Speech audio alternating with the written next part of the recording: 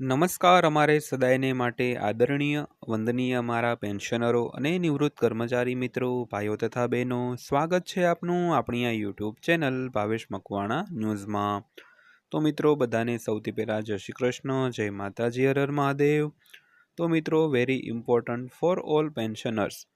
જુલાઈ મહિનાથી તમામ પેન્શનરોએ પેન્શન લેવા માટે આ 3 નિયમ અને 3 કામ છે તે ફરજિયાત કરવા જ પડશે, નહીંતર તમારું પેન્શન છે તે સ્થગિત થઈ જશે મિત્રો.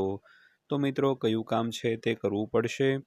તો ખાસ કરીને બધા પેન્શનરો આ વિડીયો તમે ખાસ જોઈ લેજો, કારણ કે આ માહિતી તમારા માટે ખૂબ જ અગત્યની છે. એટલે વિડીયો અંત સુધી જોઈ લેજો, અને હજી સુધી આપણી આ ચેનલ સબસ્ક્રાઈબ ન કરી હોય તો આવી જ માહિતીઓ મેળવવા માટે આપણી આ યુટ્યુબ ચેનલ પણ સબસ્ક્રાઈબ કરી લેજો મિત્રો.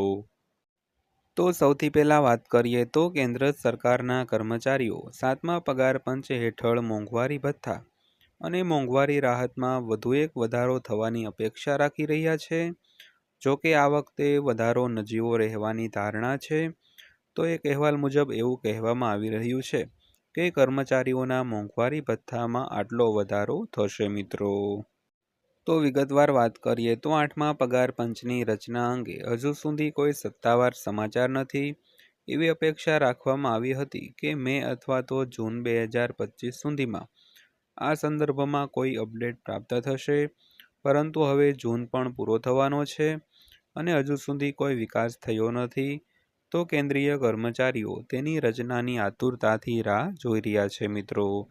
તો મિત્રો, ખાસ કરીને કર્મચારીઓ તેમજ પેન્શનરો છે તે 8મા પગાર પંચની આતુરતાથી રાહ જોઈ રહ્યા છે, કારણ કે બધાને એવું હતું કે મે અથવા તો જૂન મહિનામાં 8મા પગાર પંચની રચના છે તે થઈ શકે છે, પરંતુ જૂન પણ પૂરો થવા આવ્યો છે, પણ હજુ સુધી 8મા પગાર પંચ અંગે કોઈ પણ સમાચાર નથી મિત્રો.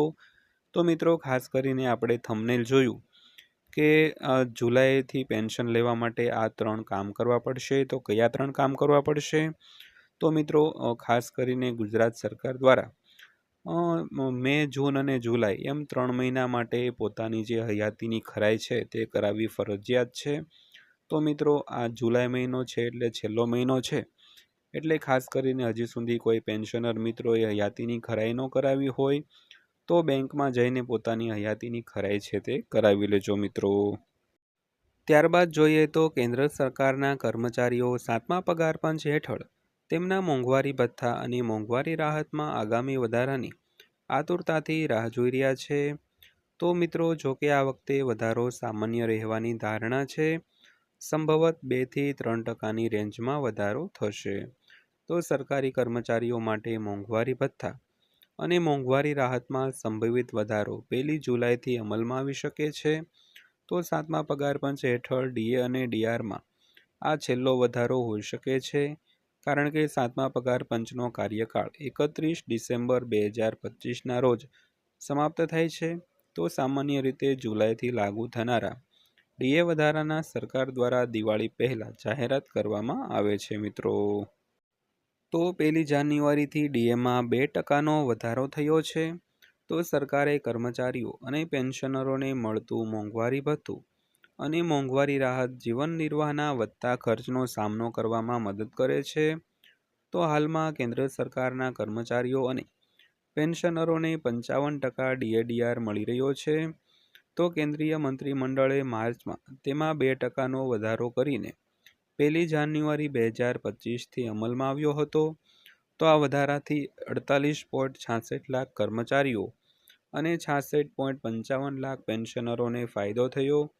તો કેન્દ્રના નિર્ણય પછી ઘણા રાજ્યોએ પણ તેમના કર્મચારીઓ અને પેન્શનરો માટે ડીઆર વધાર્યો હતો. તો ત્યારબાદ વાત કરીએ તો આ વખતે પણ ડીએમાં ઓછો વધારો કેમ અપેક્ષિત છે? તો આ વર્ષે મે મહિનામાં દેશમાં છૂટક ફુગાવો 6 વર્ષના નીચલા સ્તરે 2.82% પર પહોંચી ગયો છે. તો જેનું મુખ્ય કારણ ખાદ્ય ચીજવસ્તુઓના ભાવમાં ઘટાડો હતો. તો અગાઉ ફેબ્રુઆરી 2019માં છૂટક ફુગાવો 2.57% હતો. તો ફુગાવોમાં નરમાઈ વચ્ચે આરબીઆઈએ જૂન મહિનાની નાણાકીય નીતિ સમિતિની બેઠકમાં રેપો રેટમાં 0.50%નો મોટો ઘટાડો કર્યો હતો. તો હવે રેપો રેટ 5.50% છે. તો રેપો રેટ એ દર છે જેના પર આરબીઆઈ બેંકોને લોન આપે છે મિત્રો. તો ત્યારબાદ જથ્થાબંધ ફુગાવાની વાત કરીએ તો ખાદ્ય ચીજવસ્તુઓમાં ઉત્પાદિત ઉત્પાદનો અને ઈંધણના ભાવમાં ઘટાડો થવાને કારણે મે મહિનામાં જથ્થાબંધ ફુગાવો 14 મહિનાના નીચલા સ્તરે 0.39% પર પહોંચી ગયો હતો. તો એપ્રિલમાં તે 0.85% અને મે 2024માં 2.74% હતો મિત્રો. તો ત્યારબાદ વાત કરીએ તો જાન્યુઆરી 2026થી 8મા પગાર પંચની ભલામણો લાગુ થવાની શક્યતા ઘટી ગઈ છે. તો એવી અપેક્ષા રાખવામાં આવી હતી કે સરકાર એપ્રિલ સુધીમાં 8મા પગાર પંચની શરતો નક્કી કરશે અને ચેરમેન અને સભ્યોની નિમણૂક કરશે અને કમિશનને કામ કરવાનો શરૂ કરવાનો નિર્દેશ આપશે. આ એટલા માટે છે કે પેનલ 2026ના મધ્ય સુધીમાં પોતાનો અહેવાલ રજૂ કરી શકાય છે અને તે પછી કેન્દ્રીય કર્મચારીઓના પગાર અને પેન્શનમાં સુધારો કરવાની પ્રક્રિયા શરૂ થઈ શકે. તો કમિશનની ભલામણો જાન્યુઆરી 2026થી લાગુ થવાની શક્યતા હતી. તો અંતમાં જૂન પણ પૂરો થવાનો છે પરંતુ 8મા પગાર પંચ અંગે હજુ સુધી કોઈ અપડેટ આવ્યું નથી, જેને કારણે જાન્યુઆરી 2026થી તેની ભલામણો લાગુ થવાની આશા ઓછી થતી જાય છે. તો 7મા પગાર પંચની રચના 2014માં કરવામાં આવી હતી અને તેની ભલામણો 2016માં 1 જાન્યુઆરીથી કરવામાં આવી હતી. તો તેનો કાર્યકાળ 2026માં સમાપ્ત થઈ રહ્યો છે મિત્રો. તો મિત્રો આ હતી આજની માહિતી પસંદ આવી હોય, વિડીયો સારો લાગ્યો હોય તો વિડીયોને લાઇક કરજો અને આવા જ વિડીયો જોવા માટે આપણી આ યુટ્યુબ ચેનલ પણ સબસ્ક્રાઈબ કરી લેજો.